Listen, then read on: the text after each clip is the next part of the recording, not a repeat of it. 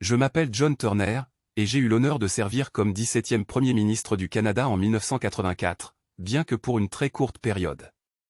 Mon parcours en politique est marqué par des années de service en tant que ministre et député, ainsi que par un engagement profond envers les institutions démocratiques du Canada. Je suis né en 1929 à Richmond, en Angleterre, mais après la mort de mon père, ma famille a déménagé au Canada lorsque j'étais enfant. J'ai grandi à Ottawa, où j'ai excellé dans mes études et dans le sport. J'ai ensuite poursuivi des études en droit à l'Université de la Colombie-Britannique, à Oxford et à la Sorbonne, avant de me lancer dans la vie publique. Ma carrière politique a vraiment commencé dans les années 1960 lorsque j'ai été élu pour la première fois député du Parti libéral en 1962. J'ai gravi les échelons et j'ai servi sous Lester B. Pearson et Pierre Trudeau, occupant plusieurs postes ministériels, dont celui de ministre de la Justice et de ministre des Finances. En tant que ministre de la Justice, j'ai introduit des réformes majeures, notamment la décriminalisation de l'homosexualité et l'assouplissement des lois sur le divorce, contribuant ainsi à façonner un Canada plus progressiste.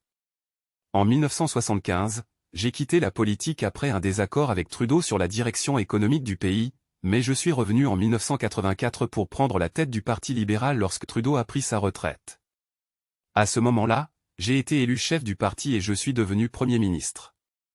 Mon mandat en tant que Premier ministre a été extrêmement bref, seulement 79 jours, le plus court de l'histoire canadienne à cette époque. En 1984, j'ai convoqué des élections générales, mais mes efforts pour redynamiser le Parti libéral se sont avérés insuffisants face à Brian Mulroney et son parti progressiste conservateur, qui ont remporté une victoire écrasante. La campagne a été marquée par des moments difficiles, notamment un débat télévisé où Mulroney m'a vivement critiqué pour avoir approuvé certaines nominations politiques controversées faites par Trudeau juste avant ma prise de fonction.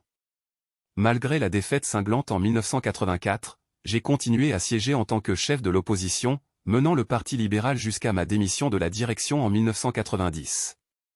Durant cette période, j'ai tenté de repositionner le parti en adoptant une approche plus prudente sur les questions économiques et constitutionnelles, mais je n'ai jamais pu regagner l'élan nécessaire pour défier le gouvernement conservateur de Mulroney.